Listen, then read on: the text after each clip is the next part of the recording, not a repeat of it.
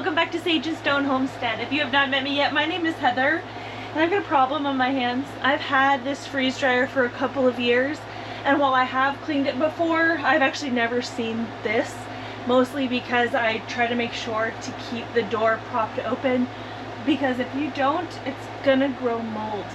This is really disgusting. I don't exactly know how long it's been like this. I do know that I just happened to notice this yesterday, and I obviously need to clean this out. I think the last thing that I freeze dried in here was stevia, so there wasn't a lot that really came out, so I probably did not set this on a defrost.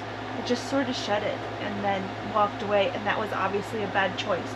So I've got some cleaning to do today, and then I really would like to load this with some candy. I was recently sent this power bank, and it has a 3600 watt output, which I'm pretty sure is going to run the freeze dryer. I'm in the middle of testing phases of this before I go ahead and put my seal of approval on it, and running a batch in the freeze dryer is part of that.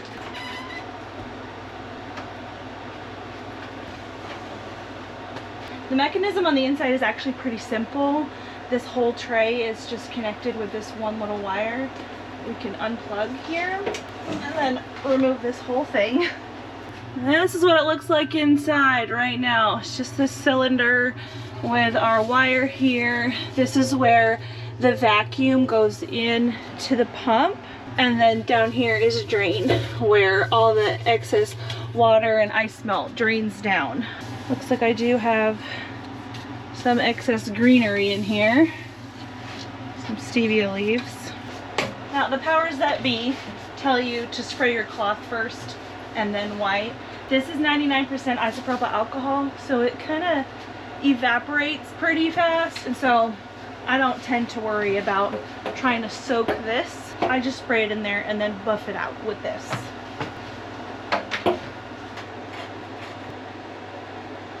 Truth be told, I'm not exactly sure how to clean inside the hole that, you know, sucks the air out, the vacuum pump hole that's connected down here, but I do know that I can pour stuff down the drain that drains the water out and help clean that pipe.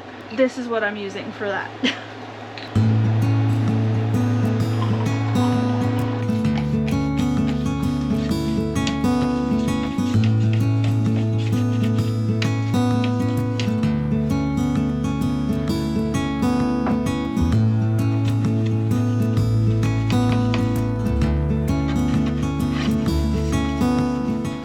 I'm getting all sides of this, because we've got the silver part down here is technically the bottom, and then these orange bits up here, that's the top. These are the heating elements. Even though it is a freeze dryer, it does use some heat to complete the process.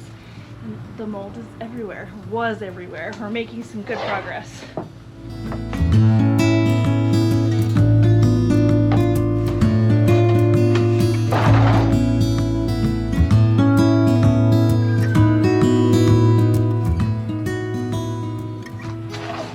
Wiped out pretty good, but there are some spots in the back that are just hard to get to. This shelving isn't very big. Like, I don't have huge hands, and I can't even get my hand in there all the way, and so to get back in here where all these like cracks and crevices are, it's really hard. So I'm going to spray these bits back here again with the 99% isopropyl alcohol and just let it sit and air dry, and then we'll plug this back in.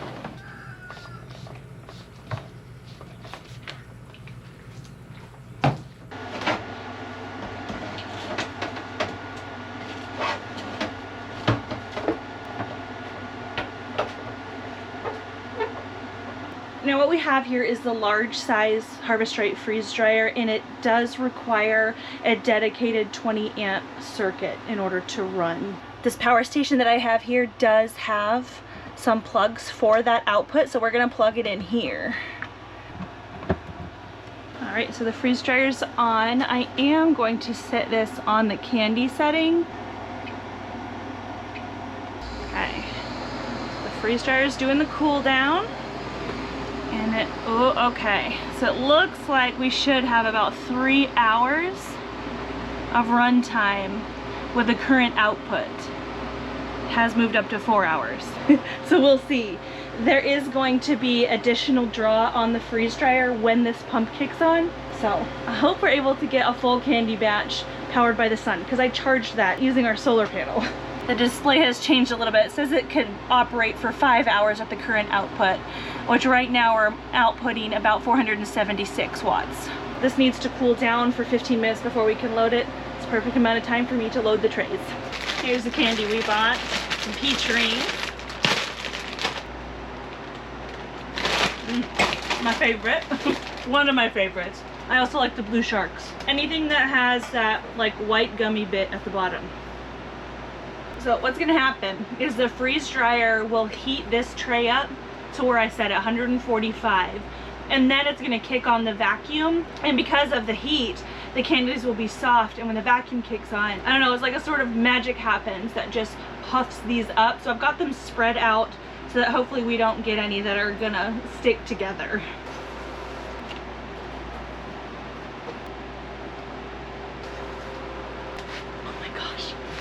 Got a friend out here watching us. Hi, ma'am.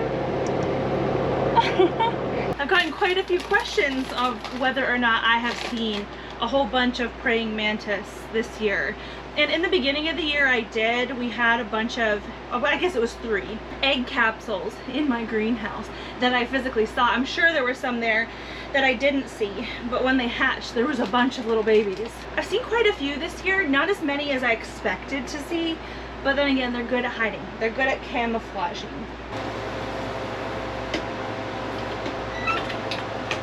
All right, so the freeze dryer is done pre-cooling and it's ready to go. We're gonna turn the high temp mode on.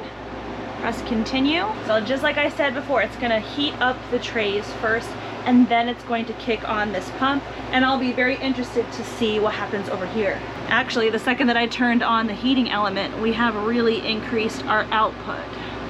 So hopefully this thing can make it for the whole candy cycle. I have high hopes, but low expectations. Well, it's still going. Huh, not too bad as far as the output. As soon as it got to temperature and kicked on that pump, it actually was drawing less energy. So I think we're gonna make it. Good evening, sir.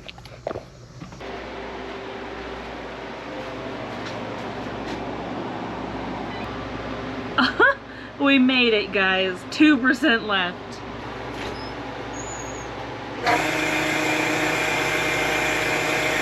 All right, so what I am actually going to do is plug this into the actual outlet and run this again. Now, these look pretty good, but they could be much drier. See, they kind of still have some gumminess.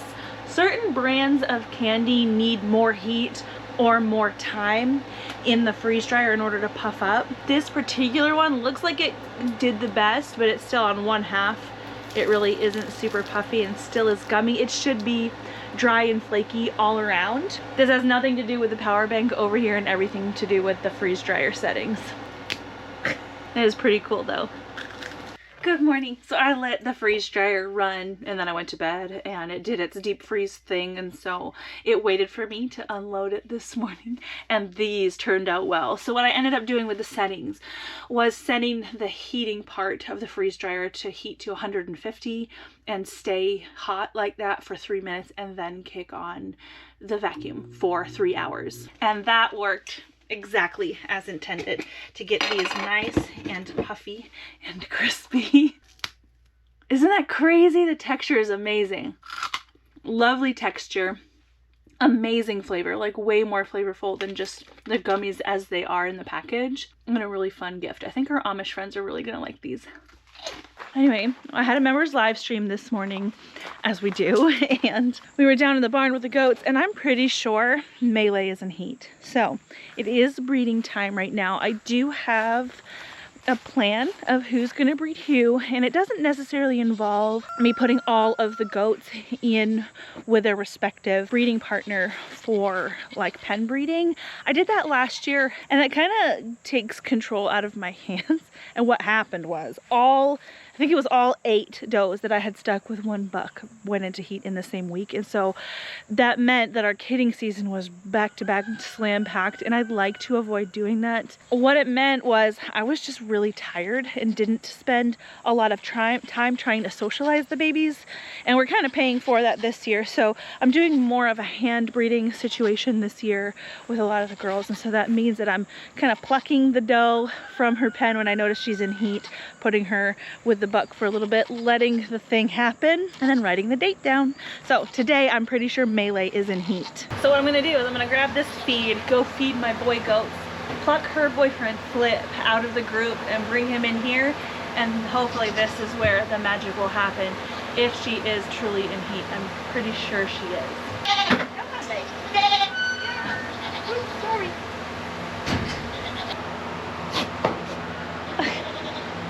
There's Melee.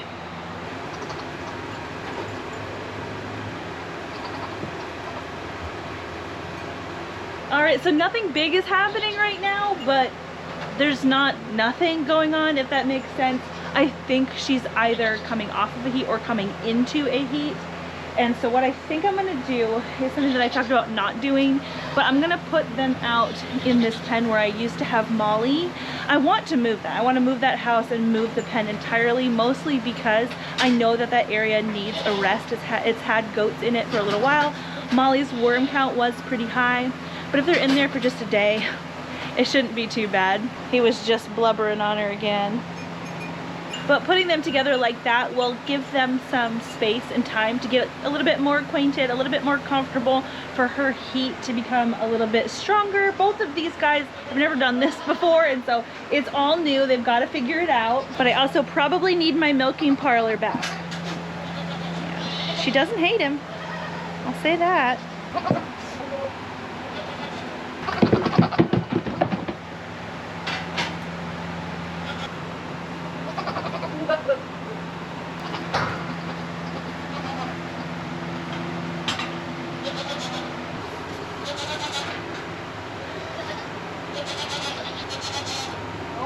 I think he got her that time. She's got her butt hunched a little bit, and I think I see some evidence just to keep this family friendly.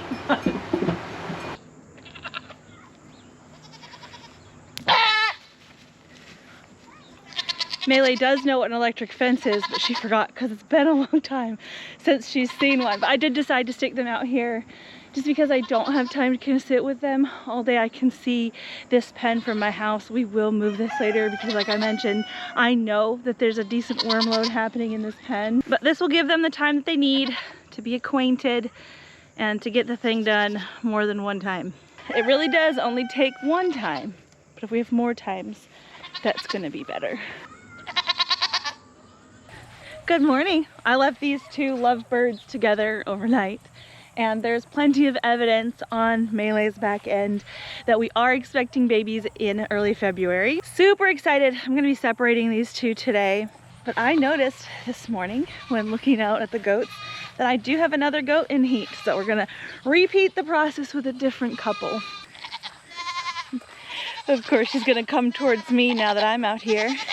Hey Molly, I noticed you flagging your tail. You want your boyfriend? Molly's gained quite a bit of weight since we dried her off and started feeding her on the stand. I'm happy with the weight that she's at now, so I'm gonna grab her and then grab Mooch.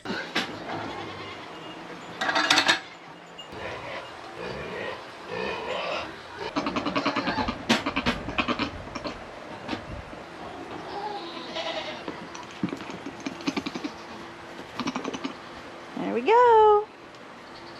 Both of these guys know what they're doing. So that went much, much smoother.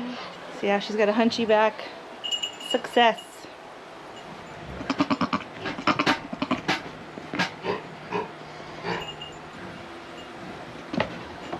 Not me. Nope.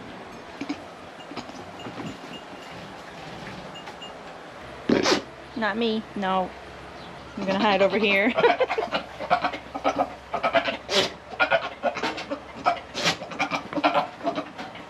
This is the second season that I will have used Mooch. And last year he bred 2 standards. He bred Clover and Talia. And I must say, he was not half this interested last year. And those girls were in a full-blown heat, just like Molly is. And so I texted his breeder, Samara, over at Bella Rosa Estates. And she's told me that if they are low on some minerals like zinc, that they may kind of lose their drive and their stamina. And so that's interesting, and I figured maybe I would pass that information along. He's doing great this year. I have periodically fed Free Choice Zinc this year.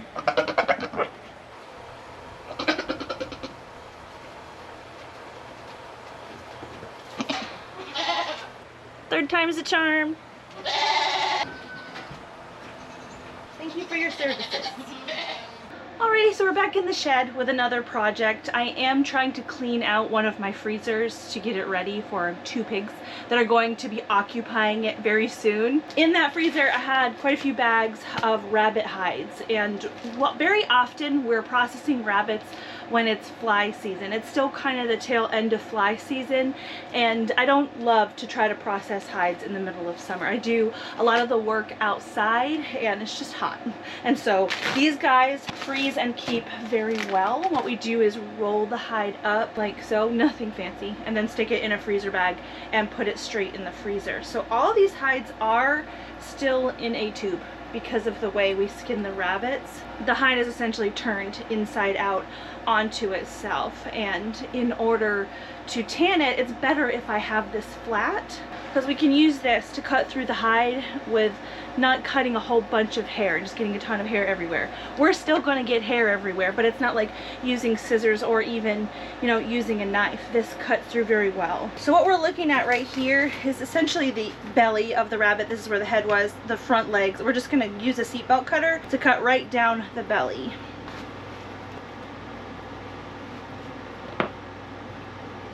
See, we still have some hair, but it works out nice. So there's our hide. It's beautiful. What I'm gonna do is just spread this out, fur side down. Got our little arms here. And then I have this giant bag of just cheap salt, and we're gonna salt the heck out of this. About a 1/4 inch of salt on the skin side of the hide. Don't worry, this salt is exclusively for this purpose. This isn't what we use for our table salt, so I'm gonna go in here with my bare hands and just salt this side of the hide. Maybe somebody that's watching this can better explain what's happening with the salt. All I know is this is the part we do first. I feel like it helps release some of the extra flesh and fats and things from the hide, so that when we get to the fleshing process, it separates a lot easier. I might be making that up, so if you know different, please let us know.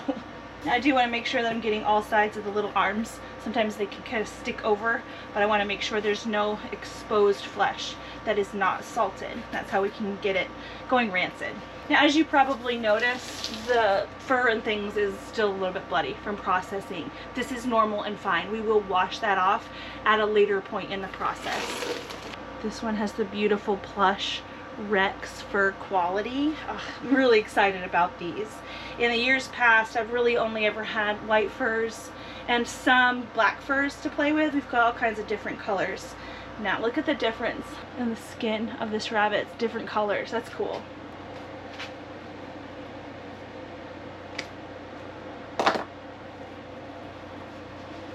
That's a pretty one.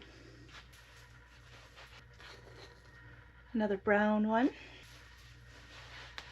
That one, this one is also the Rex fur.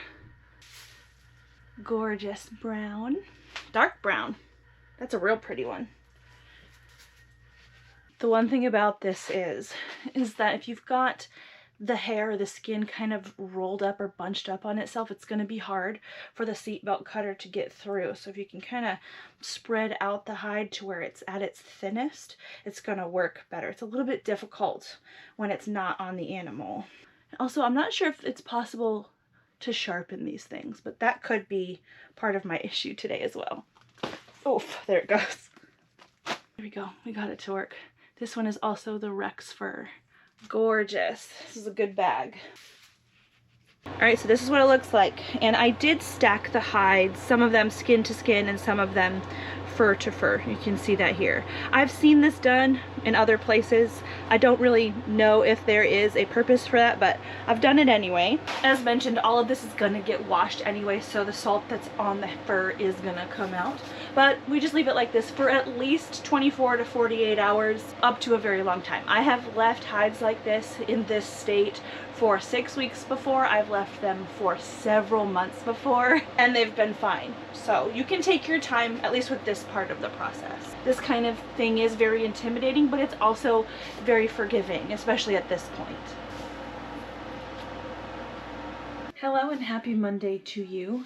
I have a couple, well, it's about 5 right now, Dutch fork pie pumpkins harvested. All of these pumpkins were volunteers this year. There's quite a few vines, not as many pumpkins as I had last year per vine, but those vines were actually cared for. These I've kind of just let them do what they're gonna do. I haven't even like expressly watered them. And so whatever bonus pumpkins that we got, I'm very grateful for. Now this one I noticed was starting to get a few little spots. Can you see them right here? They're not soft, but the spots are a little bit of a discoloration and they are spreading a little bit. So I'm thinking that this might be part of the pumpkin starting to break down. So I do want to go ahead and preserve this. Okay, I'm gonna be roasting this pumpkin today, and I'm gonna roast it at 350.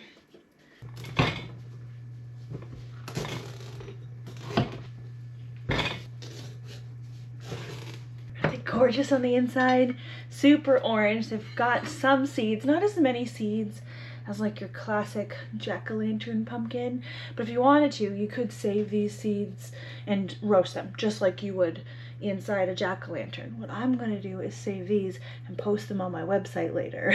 I plan to do a website drop of a couple different things in October, so look for these then.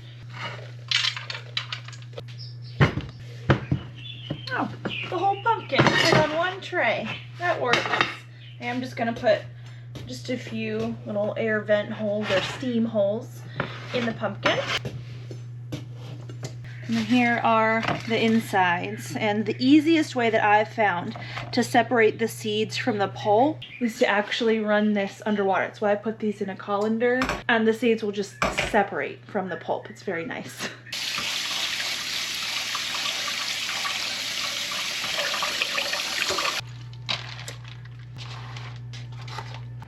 When these will dry, it'll take a few days, but they're gonna lay out just like that. Girl. What's that? I thought Shindy was in heat today, so I stuck her in with Feral. You want that? Of course he does. You want some, ma'am? Well, if he's not gonna steal it all.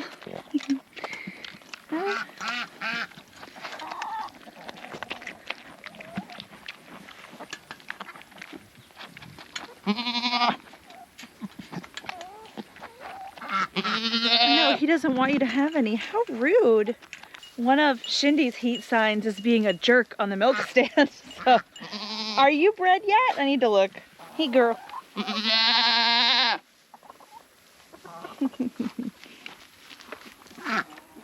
Yeah, I think you're at least coming into a heat. She won't let me see back there. I'll keep watching from the window. If she is going to breed, that will make 3 in the last 3 days. And I kind of like being able to group them like that, because I know that if I've got more coming into heat this week, that I do want to wait, because I do not want a repeat of this past spring where I have so many kidding back to back. It was a lot of work. Did you want to do lime, lemon, or elderberry? I want to do lime. Okay. So I have a child who's been chomping at the bit to make some homemade gummies, and so we're gonna do that. Just need our little pot. Do you want to do it on camera? Yeah. Okay. I think that would be fun. All right. How much juice do we need? 1 cup. Okay. Okay. Do you see the 1 cup line? I couldn't find it. Right there. Do you see what that says? 1 to 2. 1/2. So right here. Yes. It said. That smells funny. Okay, good. I did the right amount. Go ahead and pour that in our pot. Mommy's gonna turn the burner on so it's gonna be hot. Okay, you'll see it glowing red in a second. 1 to 3 cups. No, 1/3. yeah, 1/3. 1/3 cup honey or sugar. Yeah. Running low on honey, so we're gonna use sugar, okay? We are running low. Does that match? Right there? Yes. Okay. It's the whole scoop. Is that good? Yep, that's good. Dump it in. What do you think that third thing is? I don't know. Could you go ahead, guess? I said gluten. Glutton? Gluten. Gelatin. Gelatin. I'll grab the gelatin. Does gel taste weird? No, it doesn't taste like anything. This is the gelatin. That's what's gonna make it That's gummy-like. what it tastes like. Yeah, you can see what it tastes like. It's gonna feel slippery in your mouth. Open. It just tastes like nothing. You feel how it's kind of slippery? Yeah. It doesn't taste like anything. So how much gelatin do we need? 3 teaspoons? The big T is tablespoon. Yeah, big. 1 tablespoon. So we're gonna do 3 tablespoons of gelatin. So you're gonna have to do 3 of these. Yeah, so why don't you stick it right back in here? We'll use the same cup. Here's the recipe for you guys so you can screenshot it. Yeah, I'm gonna set up a gummy mold for you, okay? This heat feels like it's just gonna burn my hair down. Does that heat too much? It is hot when you're short. I'm only 50 feet tall. 50 inches? Yeah, that's what I meant. Yeah. It's the feet. I used to be exactly 4 feet. No, I'm not. You're taller, huh? Do you know how many inches 4 feet is? 48. I can't remember for a second because I just thought. This is exactly how you can incorporate homeschool into things that don't look like homeschool. It does not look like it's. It doesn't, but you're doing it whether you realize it or not. Oh, see how it's bubbling slightly? Yeah. That's simmering, and what we're going to do now is shut it off and set it to the side because it says we should cool it for a little bit. Now I'm going to add a little bit of water to this. The recipe suggests that you essentially pre-dissolve the gelatin before adding it, so we'll go ahead and do that. See, it's thickening it as you're doing it. Bumpy. It looks like applesauce at this point. It does. So you can put this in there and you can use your spatula to get everything off of the edge of the glass.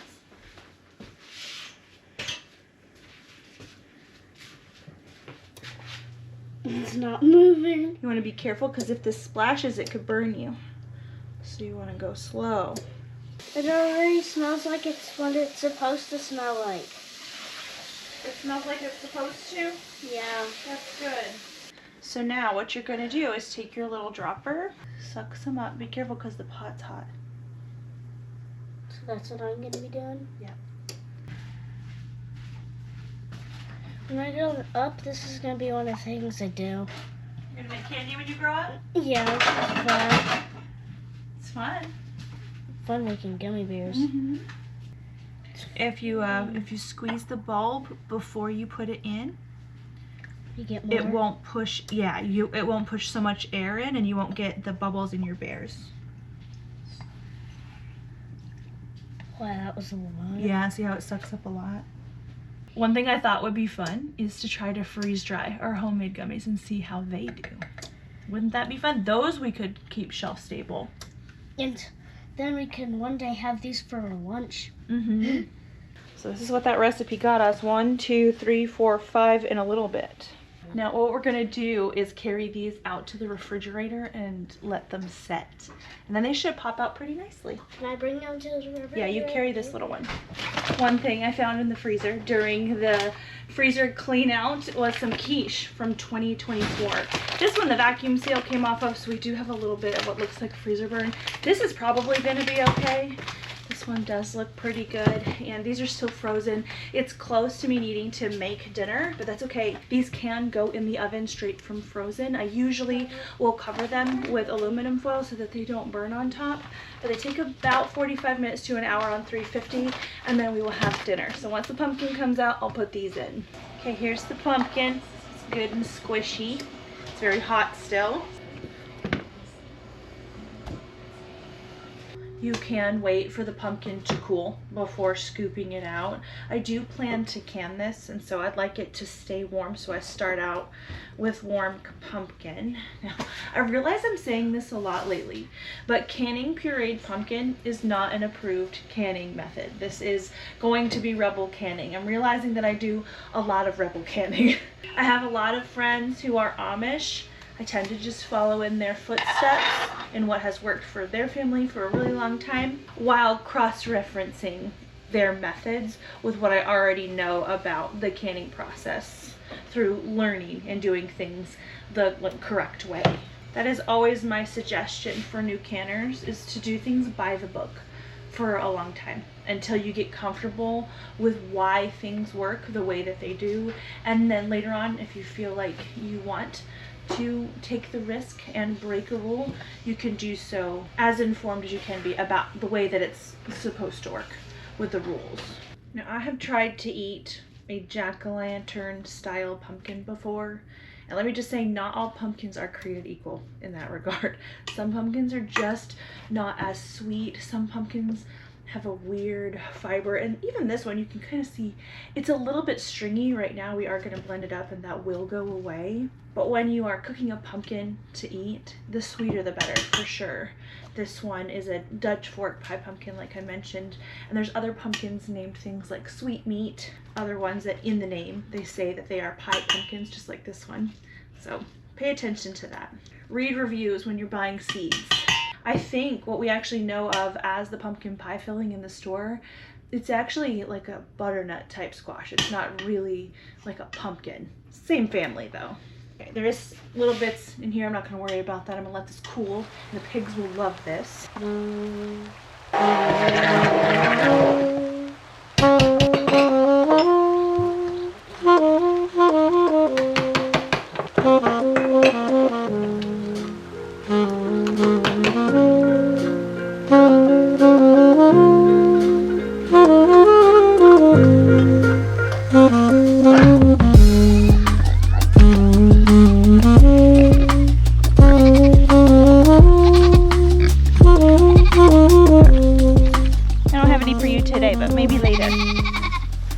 The pig wallow on again. Very common problem for me. Hi. Good boy. Why are you screaming? Do you want hay?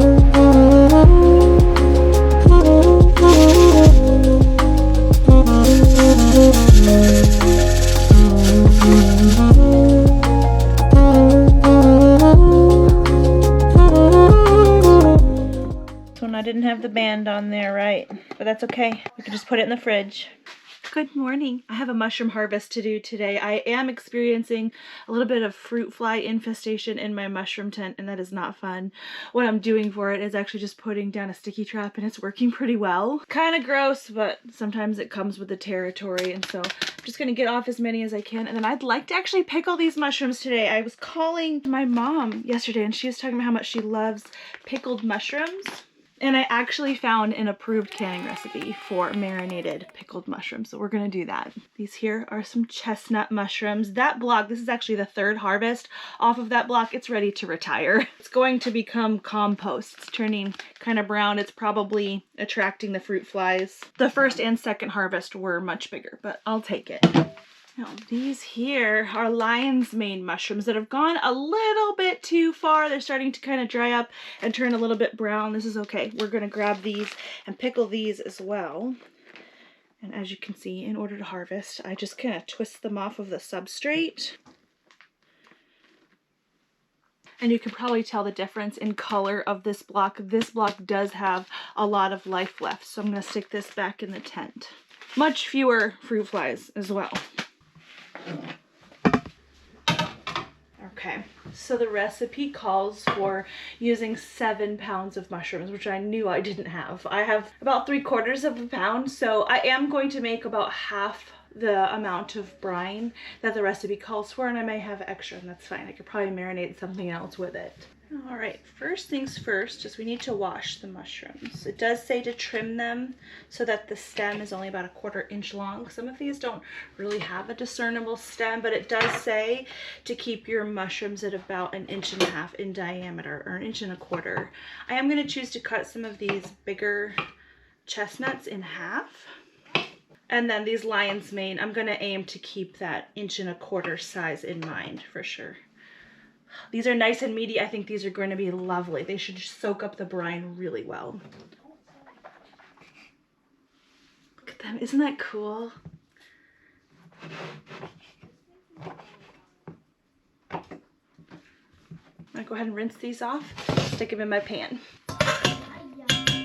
The recipe says to add lemon juice and water to cover and then bring to a boil and simmer for 5 minutes. While that's going, I'm going to use the burner back here to bring my brine up to temp as well.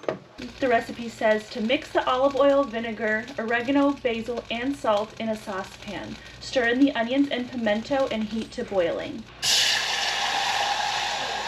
I don't have like pickled pimentos specifically, but I do have a little bit of red pepper from the garden. So that's going to go in.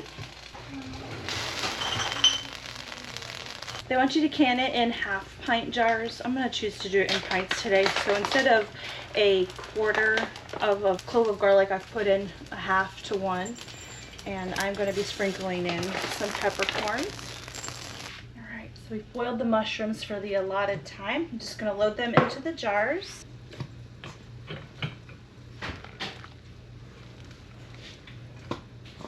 Here's our brine. It smells lovely. Very Italian.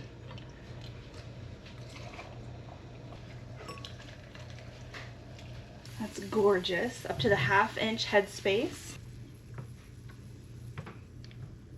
Because there's oil in this recipe, I want to make sure that these jar rims are exceptionally free of any of that brine. That oil, if there's any left, would prevent our jars from sealing, which wouldn't be the end of the world, but I want to keep these on the shelf until we use them.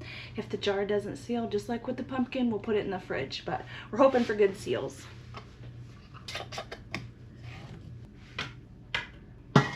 The recipe says to water bath or steam can for 5 minutes for the 1/2 pints. Because I'm doing the full pint, I'm going to can this for 10 minutes.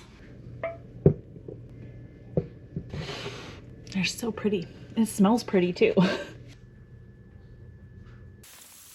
Well, good afternoon. This vlog, I can already tell, is plenty long enough. And unfortunately, I have to leave y'all on cliffhangers more often than I really like to. But I think that we're going to stop the vlog here. We'll pick it up next week right here with what I'm doing today. Picking the muscadines. And I think I'm actually going to juice them. Oh, they're so lovely and so tasty. Definitely ready to pick most of them. But I didn't want to leave you hanging on the gummy bears. They came out really good. We did have to pop them in the freezer for a little while so that they'd come out of the mold okay. But they're awesome and we love them. They're very tangy. Being that they're higher in acid, they'll probably last a little bit longer in the fridge than maybe something like a grape juice gummy bear. They say you can leave them in the fridge for about a week or 2, but just watch them. Anywho, I'm going to get to doing what I've got to do today. I'll see you guys again very soon.